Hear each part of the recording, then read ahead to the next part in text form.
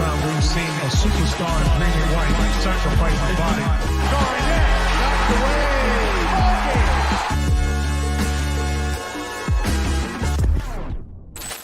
Welcome in to another episode of First to the Floor. Ben Vallis here. Thank you for joining us. Hope you're doing well. I'll tell you who's not doing well. That is the Summer League Celtics, buried in a hopeless 0-2 hole. Wick, sell the team, buddy. Joining us back fresh from a trip down to Melbourne, where he has proudly missed the majority of Summer League. It's Jackson Bauer. Jackson, how you doing, man? Welcome back. Yeah, great. I'm so happy you've caveated that, because otherwise I was going to have to pretend I knew what I was talking about for these guys. But now the cat's out of the bag. I'm well, recovering from a bender. Yeah, it was fun while it lasted, and it's good to be back. I don't think I've been on here since we flamed out in Game 7, so maybe the vibes are better now. I don't know. We're slowly regathering the vibes and recovering the vibes. And also with us from across the Tasman there, our New Zealand correspondent, it's Joe. Joe, what's going on, man? Well, I had no intention of pretending like I'd watched any of the Summer League. So, so Jackson, you're in safe hands the entire time, man. Beautiful. No reason to fear. Non-experts together. Yeah. Well, this is strictly for casuals, man. Strictly for the casuals. Good old vibes cast. I got some takes. I got some takes that we'll get to. Ben, man. But I feel like we need to play host, maybe, Ben, for you, our guest. This is like, let's not get carried away. Let's not get carried away. The takes are limited and simple, as they often are with me. But first, before we get to Summer League, quickly, the latest on the Jaylen Brown contract or lack thereof situation. So a couple of news tidbits here, guys, and then I want your takes. So according to Adam Himmelsbach of the Boston Globe, Brown and the Celtics continue to work on a new deal, which could be worth as much as $295 million over 5 years. A league source tells Himmelsbach that there is confidence and hope that an agreement will be reached soon, but it's unclear how far they are from the finish line, with one source saying there is work to be done. It goes on to say it's possible that the discussion is centered on performance incentives, but one former NBA general manager said that the inclusion of a fifth-year player option or 15% trade kicker is more likely the sticking point.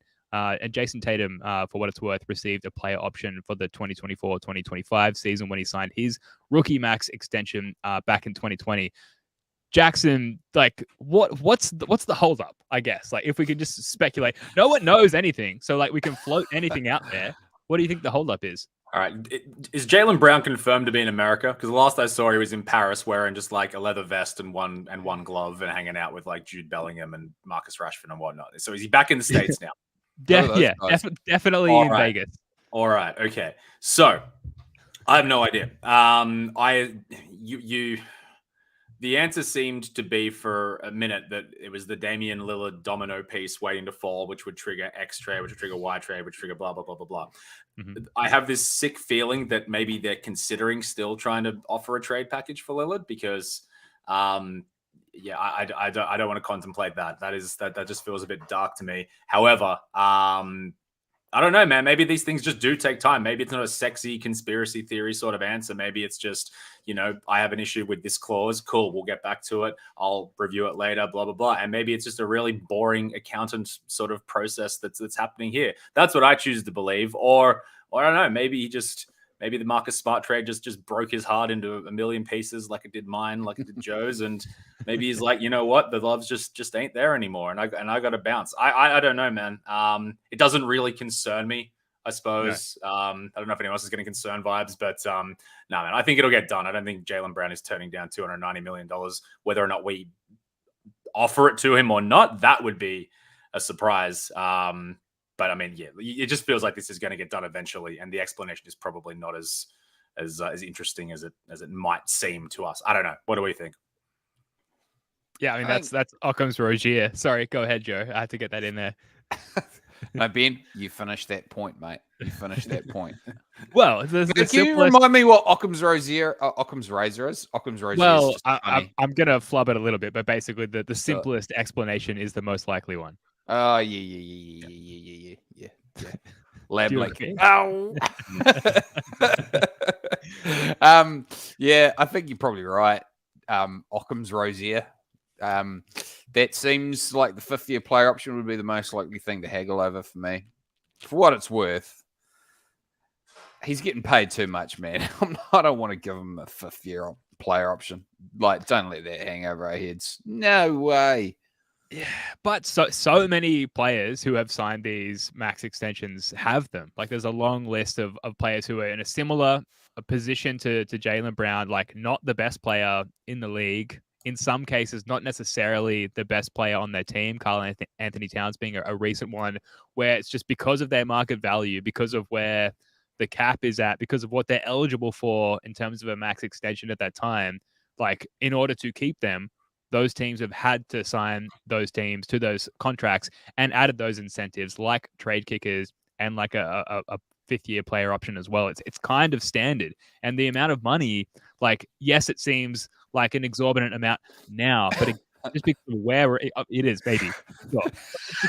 Yes, $300 million over 6 years seems a lot now, but wait. It won't seem like much at all in 2 years' time. Well, that's exactly what I'm saying. You wait for the cap to inflate somewhat. And, when we re-sign Jason Tatum in a couple of years at what he's eligible for in terms of a max extension, that's going to be way more than what Jaylen Brown is eligible for now. So it's just relative and appropriate as far as like where the cap is at and what he's eligible for. They're just different classes of player, though. And yeah, sure, whatever. I guess you've got to give Jaylen the max. Although, then do you really? Like, I feel this is a little bit of an untested thing in the NBA where like teams actually negotiate with players of Jaylen Brown's caliber, like that, like high level player that isn't actually a number one, that isn't actually a reality bending player. It's a little untested. We just kind of expect them to, like, they just capitulate. And we'll capitulate too. So that's the holdup, right? That they're clearly negotiating on the finer points. Like, if it was just his maximum everything, all the bells and whistles, all the stuffing, then it would just be done and dusted right now. But clearly there's a bit of a to and fro on the trimmings. Thank you. Thank you for helping me there. I started thinking about turkeys. You're talking about stuffing. Yeah, well, I love a good close. rotisserie chip, buns, coleslaw, Stuffing. Sage and onion stuffing. Ooh. Yeah, so I mean, you feel free to continue that analogy, but like, what else are we trying to work with? What are the holding points in terms of the negotiation with Jaylen Brown? That would make the most sense, but I don't know, man. Like, I'm just okay. Look, I just think we need to get out of our feelings on this Jaylen Brown thing. Like, he's going to be it's going to be marginal whether that is a positive value contributor over and above his salary. Like, and at the end of his contract, like, it's just hard with this, like, $50 million a year. It's just really, really, really hard. And or whatever X percentage of the cap is, what are we, 35% of the cap? All right, for him. Is that how it works? Yes. Yeah. So it's just hard for guys to overproduce 35% of the cap. Some guys can. LeBron's done it for his entire career, but it's just always a marginal proposition, man. So I'm inclined to play hardball on the coleslaw and the sage and onion stuffing. He's getting his chicken, he's getting his buns, but I want that blooming stuffing. He brought it back. I love it. But yeah, it's not like we can bring in 3 players that make up 35% of the cap and expect like a playoff punch from that group of players. You know what I mean? Like, we at some point we kind of need to be like aiming for players that are eligible for that much cap money because they are so talented. And add in the fact that Jaylen Brown is 26. Like, I refuse to believe that he just is who he is. Like, he might be, 3/4 of the way there, but like, he is completely capable of tidying up his game and refining and optimizing his game still. Man, I'm so close to being like, Jordan didn't win. Jordan didn't win till he was 27. That's what's in my head. I'm not going to go fully there. But if the last quarter of his development is a left-handed dribble, then yeah, sweet. I'm with you. I mean, that would go a long way. He's totally. Look, I accept we're going to have to pay him a lot, like this amount of money. But like, guys, let's not get it twisted. He's not a top-tier NBA player. There is definitely a tier above him. And there's some big holes in his game, and some of them can be tied up. And some of them, man, he's just not intuitive. He's just not an intuitive basketball player. And that's why he does dumb shit out there all the time, you know? And that's, look, he's still really, really, really good, you know? But man, like, let's not just panic.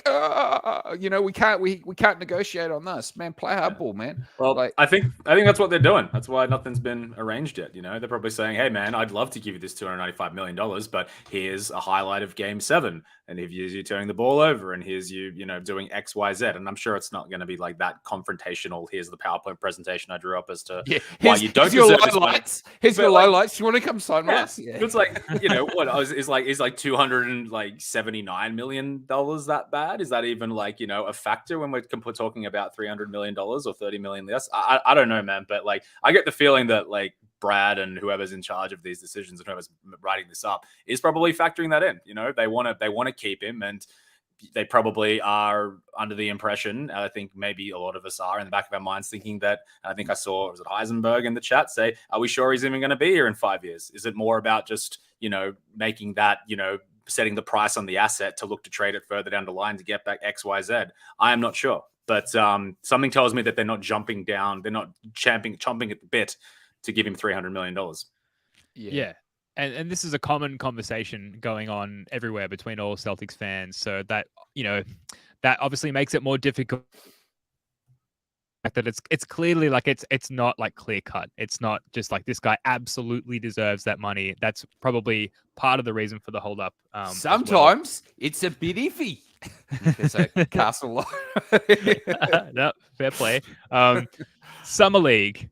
Before I just get into my Summer League stuff, because I have watched the games. Do you guys have any thoughts on Jordan Walsh or Justin Bean or Jay Scrub or no. JD CCB, Davison? this is where we flick into your, like, me and Jackson have a podcast, and you're our guest, and you're here to tell us about Jordan Walsh. So here with the Vegas report, it's Ben. Yeah, here with Ben, our US correspondent, our Vanuatu correspondent, Ben Vellis. I asked the questions here. Look, so Jordan Walsh. Oh, ask away. What do you got? Ben, who's your favorite player on the Summer League team? Might be Jay Scrub, but Jordan Walsh is the player that we've got a guy called Jay Scrub on our team. A name like that, you know, he's good. Yeah, he's one of the Jays. And he's not a scrub. Joking. He's like our best offensive That's what Joe punch. calls Jaylen Brown. Yeah.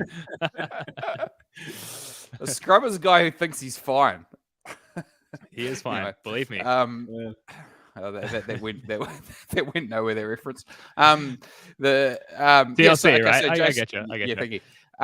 So Jay Scrub's your favorite guy. Is this just for vibes reasons, or is it shits and giggles? Really good? Yeah. Jordan Walsh is my favorite guy from a longevity standpoint, and the reason for that is he, first of all, and you guys will love this, and we're going to get to some Grant Williams stuff later. He brings some of that dog mentality that we have shipped out with the departure of Marcus Smart and Grant Williams, and that's really clear, and not just from, you know, going back and watching his college highlights, but just from like the moment the ball tipped in game 1.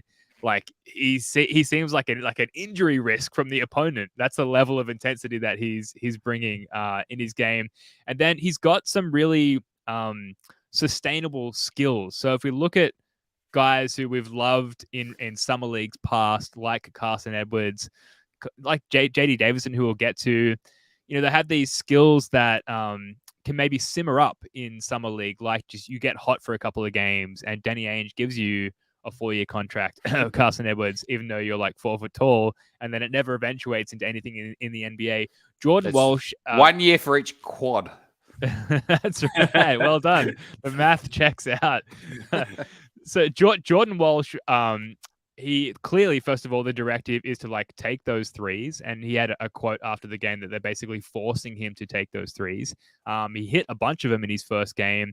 He is driving closeouts, and he's defending really well, and those are scalable skills, and the defensive foundation gives him some time, I think, to develop the shooting and the other skills as far as like his playability from NBA roster perspective. And so he's really shown himself to be the sort of player archetype that can be complementary towards the Jays and the rest of the Celtics roster as is. And his defense, I think, might keep him on the court from day one. That said, like, he's extremely raw. And if you watch the Summer League, games in full and not just the highlights, there's like little obvious things that he kind of sucks at. Like, he loses his man on box outs regularly. He dies on screens like quite regularly as well.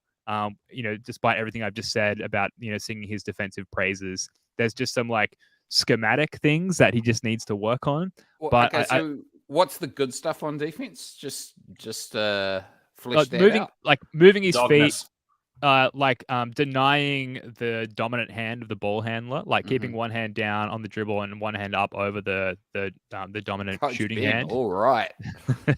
Nice. And just moving his feet and staying in front of his guy, like diving to the floor, first to the floor. We can keep our name of our podcast because we've got this guy on the team.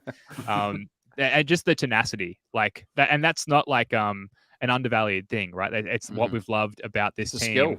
Yeah, exactly. And he brings all of that. So I think that's the sort of stuff that's going to keep him around while he sort of becomes a more polished player. On the shooting, this is some players shoot a light ball and some players shoot a heavy ball. So, Jaylen Brown can shoot a real heavy ball sometimes. What's his technique like, man? Like, is it it has looked heavy at times. Yeah. Yeah, and like he had a really hot start to his first game, and my take from that is like his confidence is high, and you need to be a confident player to succeed in the NBA despite your faults. And we've seen like skilled players fail due to a lack of confidence, and I don't think that's an issue for Jordan Walsh. That said, like, he doesn't have a very repeatable shooting form, and at its worst, it can look quite heavy. To answer your question. So we got a bit of slinging happening. What's the at times? Yeah. Not Not a tight shot pocket at times. There's a bit of a sling happening. Not like Hauser. Like, because see, to me, Hauser has like one of the most perfect shots I've ever seen. Like, off the laces as well. Yeah, just catch, just no wasted motion. All tight. Yeah. So he's not Hauser. No, but that's okay. Then on the other hand, Smart, man, it's got to blow away because Smart's technique, I did not love his shooting technique either. Smart was very, very fling it from kind of middle and overhead. Yeah, it wasn't lined up that good. Is he kind of on the Smart end of the spectrum, we think? Yeah, a little bit. More Smart than Hauser for sure. in a lot of aspects, Yeah. But similar to Smart, there's enough that he does very well, aside from shooting, to keep him around while he develops that skill. And that's probably one of the more developable, for lack of a better term, skills for, NBA pros who come in and have shown like quite early they can hold their own on an NBA court. And that's not to say, like, I think Walshy will do quite a bit of G League time this year. He's got enough going on where he can hold his own elsewhere that he can come in and get a few shots up, and he will get open shots if he plays with the Jays and experiment a little bit. But he's not going to be like a lights out shooter, and that's not what we drafted him for. But he's got plenty of talent, plenty of tenacity, and brings plenty of that back to the squad where we shipped all of that out with Marcus Smart and Grant Williams. So I'm pretty high on Jordan Walsh relative to his draft position, I suppose. I mentioned Jay Scrubb. I'm indifferent about the rest of the guys on the roster, just to hammer this home. So Justin Bean, Justin Champagny, Oleg Bolsarowski, who's this like heavily tatted Polish dude who had Bolsarowski and Scrub. Yeah. These are like Chat GPT made up names. But, and then JD Davison, who finished with 10 turnovers in the last game. Also happens to be leading, I believe, last I checked, the current Summer League in assists, and might also be third all time in Summer League assists per game. But some of these turnovers, man, were so bad. And you could maybe, if you're the biggest JD Davison apologist, make the argument that if he's not sharing the court with like 4 NBA caliber players, then like who is he making attempted passes to? And is that to his detriment? And maybe to some degree, that's a valid argument. But these were just so bad. It was just like, first of all, he's completely reluctant to like pull up and shoot. He has good penetration. He gets into the paint. and then he just gets lost. And he gets into these pockets, particularly against zone defenses. Those pockets exist where just the pull-up option, the floater option, it's there for everyone. And if you're playing at that level, the expectation is you should have the capacity to execute. If that is opportunities given to you, you should be able to finish. He doesn't even look for it. And then he just gets way too deep into the paint. He tries to give up the ball to someone who kind of doesn't know what they're doing, like, I don't know, Justin Champagny, for example, and it just results in a turnover. And I know he was drafted 50-something a year ago, but they brought him back. They've just signed him to a two-way deal. So, there is some expectation, okay, we're taking another look at this guy. The expectation of him in the Summer League is higher than the rest of the roster. And I just don't think that he's necessarily executing in the way that we would hope that he would at this point. So a little bit disappointed in JD Davison, but, he's a two-way player, so it doesn't really matter, I guess. Yeah, so the quality of the turnovers is the thing, eh? I know we've got a comment here from Heisenberg that the volume of the turnovers was scary, but you know how, when you watch, sometimes there's a turnover and it's just the passer just saw something happening that the recipient did not see happening. Those are the kind of ones I kind of almost like those turnovers. It just means sometimes a genius is surrounded by idiots, right? They're not of that variety, is what you're saying. They're just the vision's not there. Right. Yeah. What did he have in the first game against the Heat, though? It was 11 assists? He did have 11 assists. Well, yeah, I mean, but so it worked once. Yeah. And you can't fault that, but just the terribleness of the turnovers in this second game, it was just so glaring. You're so not ready for any sort of NBA role, even, just skimming minutes off the bench, a la Peyton Pritchard or whoever. He just doesn't seem ready for that kind of role. So it's not to say that the potential is not there. He's got incredible burst, incredible athleticism, and a nose for passing. He's clearly trying to be a pass-first point guard, maybe just in lieu of any sort of shooting talent, but he's just so far from being that. But, it's a nod of confidence in JD Davison's direction that they've signed him to this second two-way deal, which I think is $500K per, plus he's living in cheap old, Portland, Maine, where I'm assuming $500K per year, gets you a pretty good place to live, pretty good living situation. So it could be a lot worse, but he's got a long way to go. I don't know, guys. Any other questions for me regarding Summer League? I obviously spent a lot of time and attention watching the games. Detailed scouting report, man. Now time for a nonsense question. Did you see the controversial stain on his pants that he is now in danger of being known forever for and nothing else? Yeah, well, let me throw this question back at you guys.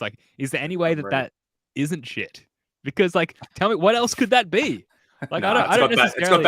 It's got that light green hue about it a little bit. Yeah, no. It doesn't. I don't know. I'm an expert on. Poopy's bleeds green. Poopy's bleeds green. JD.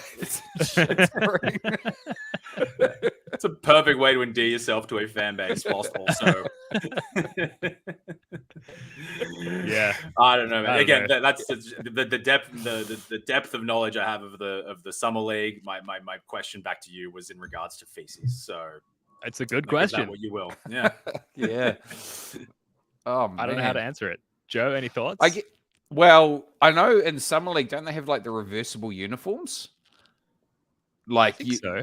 Yeah, so that would maybe explain it. If he was playing Commando and he was playing in the green and had the whites on the inside and he was running Commando and just a bit of a skid, just not necessarily crapped himself, just didn't wipe properly, didn't use the B-day maybe.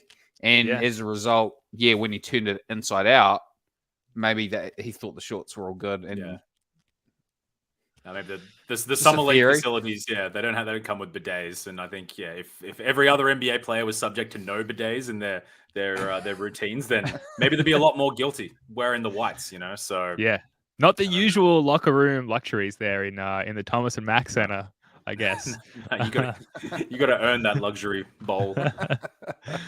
All right. Well, before we move on to some other stuff, namely Grant Williams, just quickly, a quick ad read here. The First of the Fall podcast is brought to you by FanDuel. Baseball season is in full swing, and there's no better place to get in on the action than FanDuel, America's #1 sportsbook, because right now new customers get a no sweat first bet up to $1,000.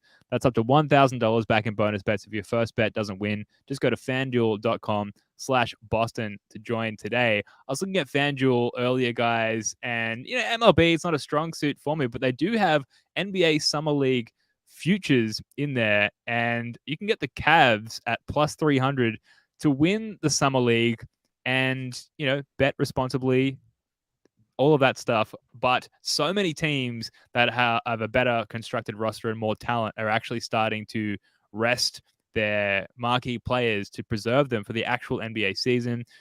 We're seeing it with Wemby and the Spurs, obviously. We're seeing it with Jabari Smith now with the Rockets.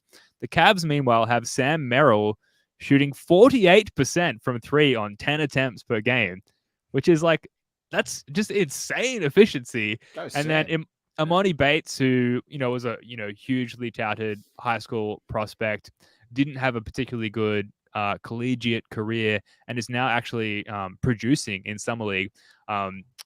Hence, they are the top-rated team per FanDuel to win. And +300, not bad odds, I suppose, to get on that now, given all the absences that are coming up for the rest of Summer League. I would throw to you guys and ask you, but I happen to know that you've watched no Summer League, so perhaps we can just leave it there and move on. I have something. Most memorable or hopeful Summer League signing, because I remember Lenny Cook played for the Celtics Summer League team. Do you guys remember who Lenny Cook was? No. Can't say I do. Okay, so little history lesson. So back when LeBron was coming up, right, the best player in high school was this guy called Lenny Cook. And so LeBron's coming out party was at maybe the ABCD camp, and he dominated this guy called Lenny Cook. But Lenny Cook still had heaps of name recognition. Celtics signed him for Summer League, and we were all pretty jazzed about it. So I'm wondering if you have a favorite Summer League signing memory along those lines. Jackson? 2 years ago, we lost to the Kings in the Summer League final, and I was convinced that the Summer League team was about as good as probably the worst team in the NBA that year, because we were smoking dudes. So I mean, he's already on the team, but I just thought Peyton Pritchard was just the second coming of Jesus during that Summer League. So he's a good player. That was the one shining Summer League memory that I have. And it's our man Peyton. Can I say the Jays? Is that so Tatum? Well, so that year where we had Tatum number and 11 Brown Tatum on the yeah. What was it? 7-11. 7-11. Yeah. I mean, they killed it, and it was sort of rework your approach to the game, Jason Tatum, where they cut out the mid range of his game, and it was Jason Tatum shooting back down. Kobe turnaround, spin, fadeaways, and hitting them, and then hitting a cutting Jaylen Brown for epic dunks over guys who were never going to make the NBA. To have that level of talent and athleticism in a Summer League roster was a lot of fun. I will say Carson Edwards, I was shitting on him earlier, but I was fully bought into the Carson Edwards experience. I actually tried to purchase a Carson Edwards Summer League jersey unsuccessfully. Yeah. I guess it's not profitable to try and replicate. That's where the real fans I was looking. I remember League Grant Williams' one was for sale, and obviously they're the same class. Yeah, I was pretty keen. Sorry, Jackson, I just talked over you, man. No, you're right. You're right. The point was similar sentiment. Okay. All right. Well, that's a good question. And we've all had a turn of answering it, but you mentioned Grant Williams, which is a great segue. And Jake and Spoonie on their last pod, they sort of covered the transactional aspects of the Grant Williams trade. So guys, the three of us have been doing this pod since 2018. So well and truly before Grant Williams' birth as a Celtic. Let's just talk more about Grant Williams' time in Boston, and if we're sorry to see him go. I think some people are happy to see him go. Joe, what are your thoughts? first of all, from a roster perspective, but also just from a fandom standpoint, what are your thoughts on Grant being shipped out? Well, I mean, okay, first of all, like I'm a Grant fan, despite his flaws. He's my blind spot. I just love the guy.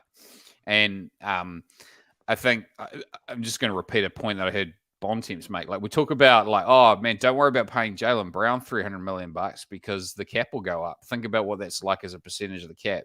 The point that Tim Bontemps, sworn enemy of Celtics fans, made is like, well, like Grant Williams' contract is for like 7.5% of the cap right now or something like that. And it actually only increases by 4.5% every year. Yeah. So it actually gets cheaper relative to the salary cap. What are we doing here, guys? We need guys like Grant Williams on the team. Like, are we not trying to win this year? Do we not think we can win? Do we think, oh, no, Grant Williams won't help us win? Come on, guys. I just, no love for it, man. Just, it's a pretty rough off season, to be honest. Like, my two favorite players, going. I'm not pumped. It's a tough one. All I can assume is that like Joe Mazzulla had something to do with it because I mean I think it's overstated how many DMPs he had, but like he definitely had more than he ever had in his career. So I don't know, maybe there's just some master plan that that Mazzulla just doesn't see Grant a part of, and then you factor in or might be a misnomer, but the salary cap restrictions and everything like that. Maybe they just decided that he just wasn't a part of this team going forward. I mean. I loved him. I didn't want to see him go. I thought I would have loved to have seen him play alongside Porzingis. The vibes that he just brings alone to the team, I think, is something that we'll all be very sorry when he's there's gonna be footage of him dapping up Kyrie Irving, and it's gonna be like a dagger through everyone's collective heart, being like, oh man, not only is he not here, but he's like he's playing with him now. So yeah, and you just know he's going to have like probably the career of his year, getting like sweet dimes from Luka all the time. So look, It's regrettable. I can understand the decision why it's been made, but yeah, it doesn't make it suck any less. One of my favorite episodes of this podcast that I wasn't a part of was Joe and Jake speaking to Grant Williams' dad. And it was the most, I was so proud. I went and told all my friends that like I wasn't on the podcast, but my podcast spoke to Grant Williams' dad, and they were just like, "Who? What? What are you talking about?" It means something to us, man. Yeah, it was great, and it sucks that I mean that's. I'm glad that it happened, but yeah, it just reminds me that Grant's no longer here, and it's bad. I wonder if we could get him on to get a little inside perspective of how it went down. Probably not. Maybe. I'm sure he was told after he came on this podcast, never go on that podcast again. But we can always reach out and try. Yeah. So I think Grant Williams is going to be, first of all, a sneaky good fantasy pickup in this upcoming season because he's just going to get so many open threes and he's going to play minutes in Dallas that he wasn't just getting for the Celtics, at least under Joe Mazzulla at all. And you mentioned this, Jackson, that how he fell out of favor with Joe Mazzulla must have been such a part of why the trade happened. And like, yes, you could argue we've just got to go all in, right? And I think there may be additional moves to come, but are you really willing to make such a foray into deep tax territory for a guy that you just know that your head coach is just not, or is very reluctant to play? I think that's a huge part of why Grant has been moved, and Grant is maybe a victim to like Mazzulla ball. And then, as I say that, like Mazzulla ball is like spacing and threes and that sort of stuff. And Grant really lends a lot of himself to that. So it's tough. I hope maybe that the silver lining is that we see a lot more Hauser and a lot more confidence in Hauser, because if we're talking Mazzulla ball, then that's really Hauser's strong suit, but it's tough. It's tough to make the argument for it, especially where we're not the ones writing the checks. Like, why not just keep him around? Who are you going to get in to replace his skill set? If you are trying to win a title, why would you not keep this guy around? The chemistry works. The skill set works. It's tough. So, and then we lose a lot of our personality. So let me ask you this. Who are the top 3 players, Jackson, that you are heartily cheering for on the Celtics now? Because I would have argued previously that probably Marcus Smart and Grant Williams would have made that top 3. Yeah. Well, Smart was definitely in there. Grant, I don't know. I liked Grant. I don't think I could hand on heart say he was one of my favorite players. But I certainly liked him. My girlfriend, who I have force fed Celtics content for 2 years to the point where she was almost in tears when Smart got traded, and was also very upset when Grant no longer re-signed with us. Yeah, it sucks. But I mean, look, I obviously, quality. Shout out Aaron. To answer your question, the 3 players, I mean, I guess it's Tatum, I guess it's Brown, and I guess it's Horford, because he probably doesn't have long left to go, perhaps. Sure. Yeah, that would be my easy answers. I'm sure KP Porzingis has some weird idiosyncrasies that that's just going to remind me of Ivan Drago in some way that I'll probably resonate with and stuff. But yeah, for now it's just got to be those 3. But yeah, it doesn't feel as special as a guy like Smart or a guy like Grant. Yeah, I mean, Derek White for me is my definite favorite player now. Good call. Yeah, definite favorite. I've always liked Pritchard.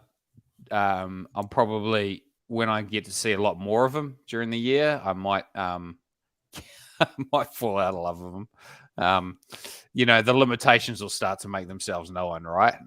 But yeah, I do like Pritchard. And man, for the third one, I guess I'm not trying to be a bummer, but I'm lukewarmish on our stars, right? It's been but reasonably well documented in this portion of the internet. So I probably have to go Rob, man. Yeah, probably have to go Rob. I like his personality. I've come around on Rob. I was not a believer early on. I remember. Yeah, it's hard to talk. It's hard to talk you back when the guy misses his he's playing for his first press conference, man. Yeah, that's quite an achievement to come back and get to the good graces and the good top. But yeah, he's a battler. Yeah, he is. Yeah, he's so likable though. Yeah, he's likable. He's very likable. Yeah, I feel like the goal for the preseason from my fandom's perspective is to just really find personalities to buy into, to try and replace that void. And yeah, Rob Williams is a top candidate. Derek White, definitely. Blake Griffin, if we bring him back, announced that already. Surely that's a domino to fall. Derek White. And I think clearly there's also this idea that the Jays and particularly Tatum need to step up. That's what the biggest Celtics optimists have sort of argued, that it's to clear the way for the Jays to step up from a leadership perspective. And I think Tatum, he has shown flashes, because anytime that he does show a burst of emotion, it's this surprising thing. Oh, look at him. He's fired up emotionally. And I feel like the surprise element of that has been dissipating as we've grown used to that part of his personality emerging. So maybe there's a step up for him to take there. I'm becoming a Celtics apologist myself, clearly. But I like that we're at least making room for that, because you kind of need your best player to also be your best leader. So at least the stage is set for that to happen.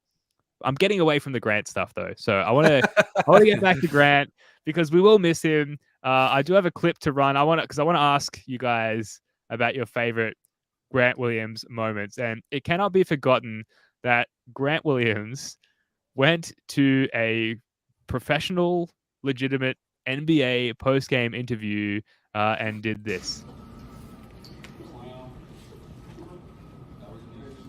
Batman, what did it take to get the win tonight? Kept Boston safe.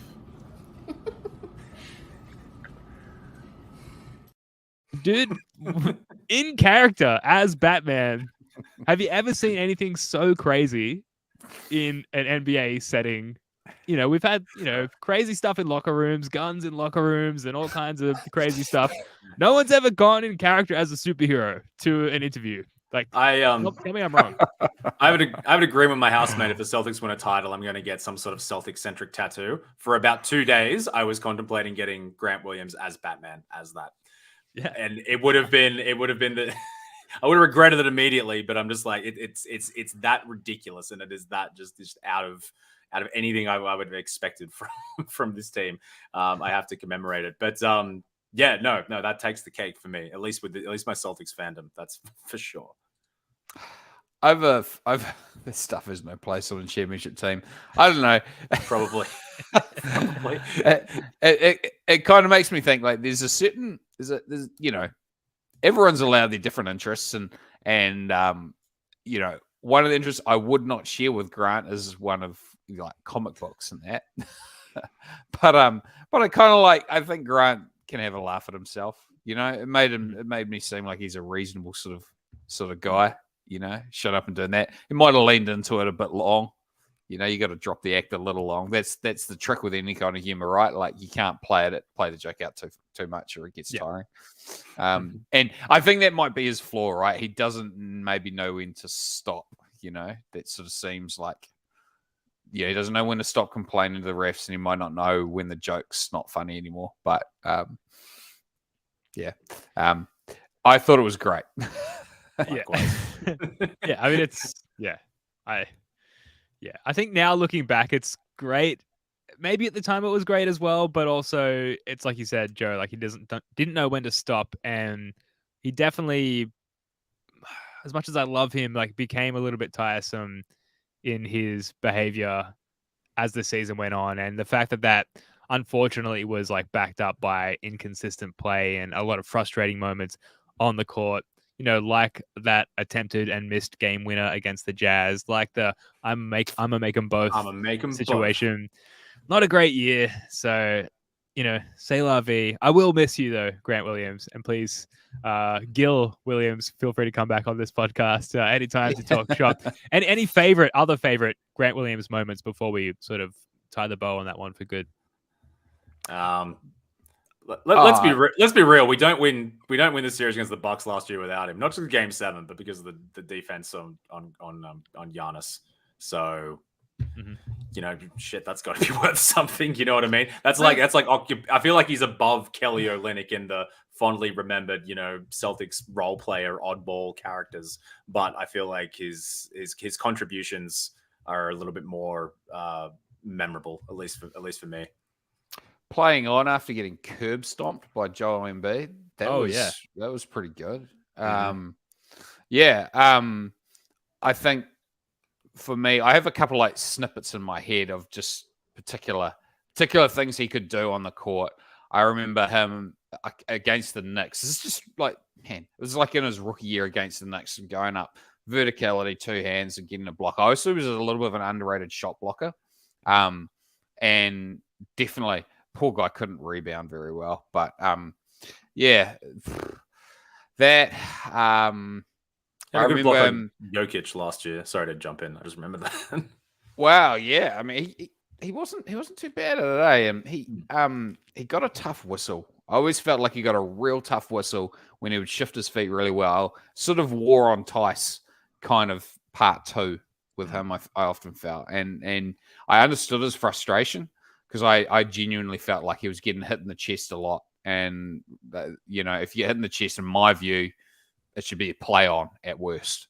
That's my memories of Grant. I just liked his game. I liked I would like playing basketball with Grant Williams. You know? Maybe not hanging out at the pub afterwards, but playing I could do that too, yeah. Well, you mentioned the War on Tice. There's a question from Mr. Tice in the chat here. Who was more important, Big Baby Davis or Grant Williams? Probably about equivalent. Probably about equivalent. I mean, Big Baby was part of a title team, and he had a big part on that 2010 run. Yeah. If they won that year, I think this would be an easy answer. But Big Baby didn't really have, he really wasn't as good a player as Grant. Like he didn't have a natural role. Like Big Baby couldn't really shoot it. He couldn't really rebound. Well, he was probably a better rebounder, but he certainly couldn't switch out. He certainly wasn't playing perimeter. He was a heater. Brown was very useful. Yeah. He had that baseline J though. He did.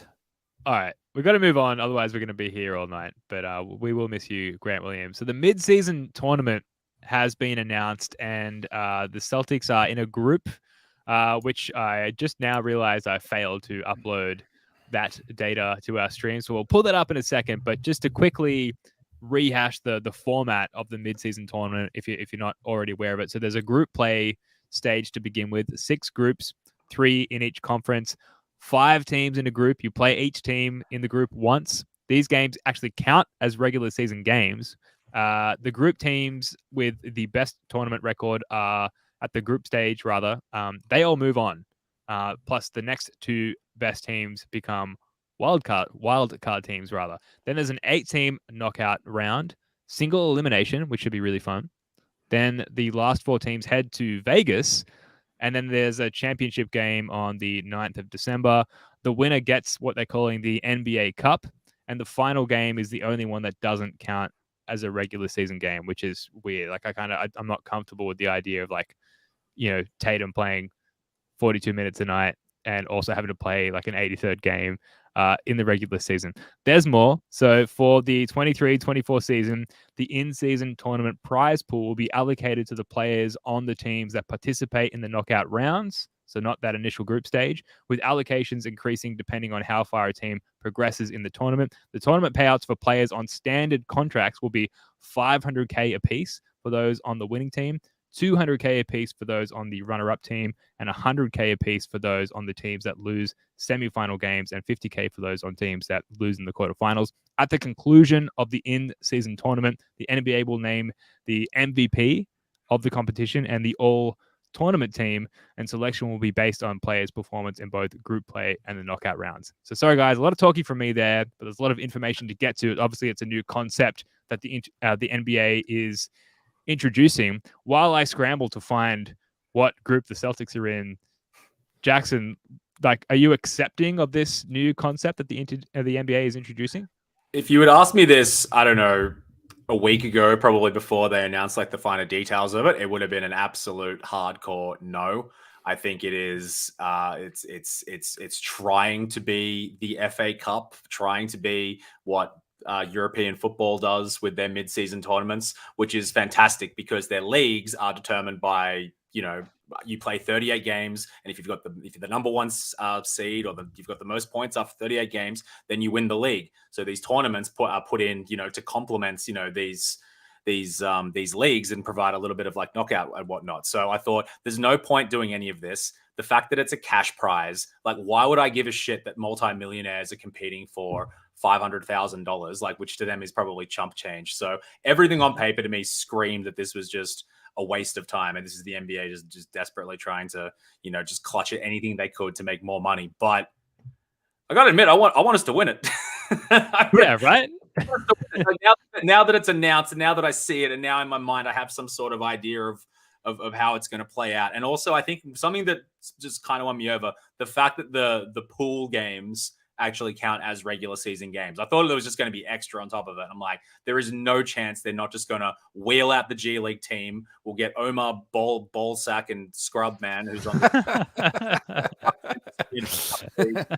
go wrong. But I don't know. Did I change my name on this thing? I want to be Omar Ballsack, founder of creativity. There's just a chance the basketball could be bonkers and it could be super, super exciting. And I don't know, man. We were the first. I mean, we weren't the first, but we had the first ever Eastern Conference MVP in Tatum on our team. Why not be the first ever NBA, Cup champion with the first ever NBA Cup MVP team, or all NBA Cup team, or whatever.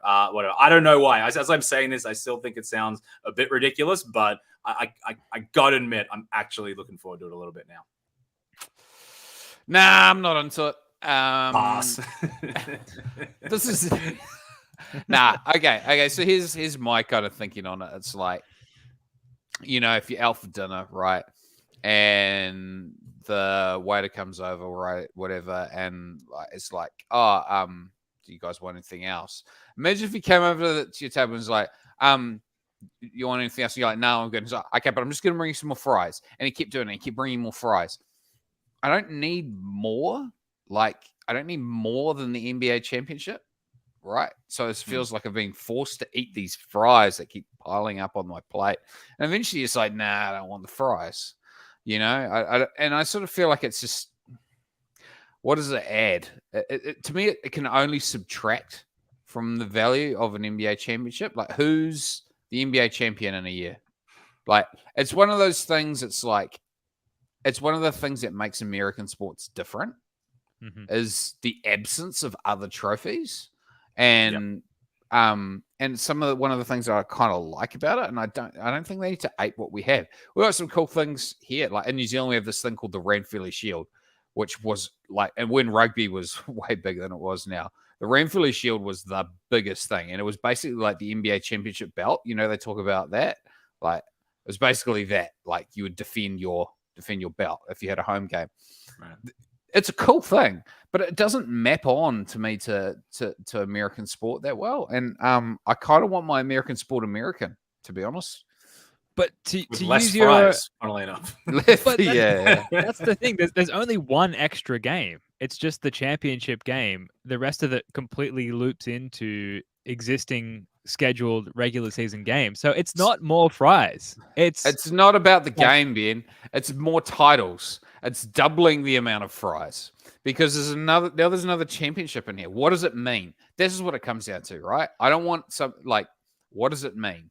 If it means something, that's bad because that goes against, that reduces the value of the NBA championship, right? There's only so much meaning pie to go around here. And if it means nothing, then it's a waste of time. I sort of see it as almost like a can't win proposition. How's that? Well, I'm here to tell you, it's not more fries. It's here's the fries you ordered, and here is a free extra spicy sauce that we're sprinkling all over your fries that you were getting anyway.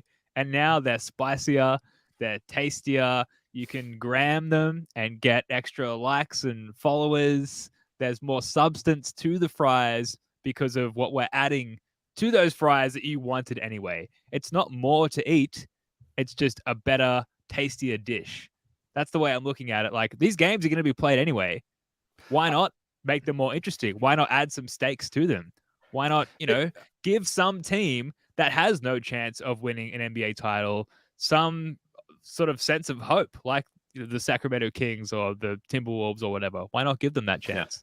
Yeah, it's like the FA Cup, have the lower division teams come up and beat, the big dogs. But again, that works better because they're from the lower division. They're from, Droylsden beating, Chelsea or some shit. Wrexham. Yeah, precisely. Yeah. Wrexham will be doing that eventually. But Joe, obviously, I think you make good points because devaluing the NBA championship is something that I don't think is a good idea. But I don't know, man. If it's going ahead and it's happening and it's not extra games, then I mean, shit. If it's basically like a pseudo game 7 that we get to enjoy come semifinals, come finals time, then I'm gonna be just as sweary and just as pacing around the living room and yelling at the TV as I am gonna be for any standard of game, maybe even more so. So look, I'll watch it, and if I enjoy it, I enjoy it. And if I don't like it, then I'll pretend that I never liked it anyway, and we can delete this episode. So it'll just be one of those. Just memory hole it. Well, what if we're in the championship game against the Lakers or the Sixers or something like that? You're that'll be telling awesome. me that you won't care fun. With all of your soul about that game? I don't think it would, man. It's because are we saying the Summer League championship's the championship? It's the Summer League. Summer League kind of works because we understand it's a different sport, basically. It'll be treated halfway between the bubble and the Summer League, the bubble championship and the Summer League championship. I'm pretty sad that we haven't won a game in Summer League yet, but that's for another day. Sorry, go ahead. I just don't think there's more significance available to dole out. So the only thing that it can do is dilute the significance of an actual NBA championship. So if we didn't win the NBA championship, but we won the NBA Cup or whatever, another problem is the name of it. They've kind of used up all the good names with those silly MVP trophies. They should have saved one. The Red All-Back Cup? Yeah. But you go to the Aussie thing. Edwards, the Carson Edwards NBA Cup.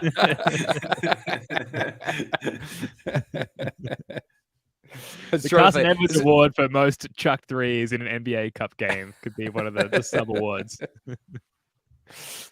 But do you know what I mean? It's like, if it means something, that means that it's a consolation against, say you're a really good team, say you're a contender.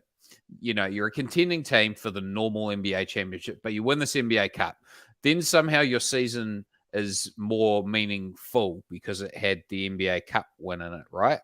But it like necessarily means that the NBA championship means less than what it did if something can console you for it not happening. And I just think I think unless you win both. To me, the NBA is, and I'm way more. I'm not like totally closed off to change. Like I'm pretty open to changing the schedule down. But I kind of understand why people say, nah, the NBA is a sport and it has a particular structure to it. And as you play 82 games and you have a series of 7-game series that lead to one eventual winner, you're changing. It's almost like you're playing a different sport when you go to single elimination. So that's kind of my argument. That's my argument, man. Yeah, I fully realize and understand your argument. But you're just going to enjoy the game anyway, right? Well, where I was going to try and find common ground was like, I probably won't really know how I feel about it until it's happening. Mm-hmm. And so maybe we can like circle back on this after like an incredible, exciting game 1 of the NBA midseason tournament and see if we both loved it or hated it, and we can revisit it at that point. You know what they will do as well? Special NBA Cup only jerseys as well. They might bring back that Gaelic Lord of the Rings one that Joe absolutely adored from 4 years ago. I'll buy it. I'll buy everything. I'll buy anything with a Celtics name. Yeah, I suppose you're right. I'm a fiend. All right. Well, look, let's wrap up on this because we're going long as usual. So a couple of rumors here in terms of NBA fringe free agents. So the first one, John Wall. He held a private workout in Las Vegas that the Celtics and several other teams reportedly attended. He spent last season with the LA Clippers. For what it's worth, through 34 games, he averaged 11.4 points, 5.2 assists in 22 minutes per game. And with our current guard rotation of Derek White, Malcolm Brogdon, and Peyton Pritchard, and the recent addition of Delano Banton, you kind of wonder why the Celtics are looking at John Wall.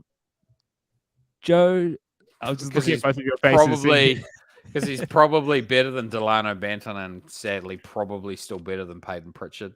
Right. So do you think it's a valid sort of tree to bark up? Yeah. I mean, I personally think John Wall's probably a little underrated. That's it. Like, I'm a total casual for every other NBA team. I don't watch NBA really outside the Celtics at all. But when John Wall was good, man, he was really, really, really good. He was he wasn't just an athlete, he really could. He was a real point guard, man, and he could do some damage on the pick and roll. He could put a lot of pressure on a defense. So yeah, I'm open to that. Yeah. I think, if we get him, would we need Blake Griffin as that veteran glue guy sort of presence to have around the locker room? I feel like they occupy the same tier of washed up, but not entirely washed up superstar. But then probably John Wall might just be better than Blake Griffin. More can contribute more is what I'm trying to say. I think it's worth a shot. And if he sucks, then you just don't pay him. Like, how much would we be giving him? Like, it would be peanuts compared to what he's collected over his career anyway. So he might have to pay us. Yeah, you might have to pay us. Fine. I'd pay to have a seat on the bench for sure. So, yeah. John, have you paid your subs yet? The highest bidder. John, we've been asking you for weeks, man. I'll just say that the Clippers, who had him last year, have no guard depth, and they are not looking to bring back John Wall. And I think that's very telling. Yeah. I picked him up for my fantasy team last year, and yeah, he was a big fat zero. If dog shit. Anyway, so yeah, hey. That's my. But he's a fun name, and maybe lends he just doesn't like. There's veterans who you think like, sage advice, like great voice in the locker room, and maybe I just don't know enough about John Wall, but he just doesn't lend himself to that sort of veteran archetype from what I can tell. But, I can't tell much. The other one, Glenn Robinson III. So Scott Agnes had this report that during an exclusive conversation with Fieldhouse Files, Glenn Robinson III shared that he plans to resume his NBA career and is preparing for workouts scheduled with NBA teams next week in Vegas. Teams like Milwaukee, Boston, and Golden State have expressed interest, he said. He last played 23 games with Sacramento in 2021. So he's been out of the league for a little while. And I did a little bit of digging around. And as far as I can tell, it's just because no one wanted him. It wasn't because he had like some sudden career pivot or anything like that. He just couldn't get himself on a roster. So Joe, Glenn Robinson III, like he was at some point like a talented, spicy wing. Is this something that you're excited to hear that the Celtics are exploring? Mainly because I recognize his name. Yeah. Mm-hmm. Yeah. I just want to give me some guys I've heard of before, you know? It definitely helps. We've heard of him for a reason, right? Yeah. Because his dad, his dad was Glenn Robinson. Maybe. Still. I've got to sign Glenn Robinson jersey, actually. Maybe if we sign him, he'll be keen to come on the podcast and I can, get him to complete the set. Complete the dad set. Absolutely. He won the slam dunk contest, didn't he? In that really bad year. Yeah, I think he did. I think he beat Aaron Gordon, to be honest. And I say I think, I'm like looking at it, so I'll stop pretending that I'm pulling this out of my mind. Yeah. So I mean, we had Blake Griffin, and we could have Glenn Robinson, another slam dunk champion, and Kristaps Porzingis won the skills challenge that year. So I don't know. Maybe we're just assembling the sideshow 2017 All-Star superstars. Why not? Brad Stevens is like, I was quite taken by the 2017 All-Star Saturday night. It's always been my dream to bring them all back together as one. He wouldn't have been coaching then. We got the 1 seed that year, didn't we? But we wouldn't have been 1 seed at All-Star break, I don't think. I don't think so. I think Cavs would have still been 1 seed. Anyway, sidebar. Cool. All right. Well, we've hit on a lot. Anything you guys, any takes that you haven't had a chance to fire off, anything like that before we wrap up? Nah, man, I'm fresh out. I was going to say no is a valid answer. Just, by the way, if we sign Glenn, Glenn's got to pay his subs too. Yeah, that's right. Fees due within the first week of training camp. All right. That's going to do it for this one. Thanks so much for joining us. If you haven't already, please subscribe to the First of the Floor YouTube channel and podcast. We've got a lot of spicy content coming up during the off season. We're going to stream some legacy games in our playback room. We've got live trivia shows and more coming up. Jackson, Joe, love your work, guys. Until next time, go Celtics.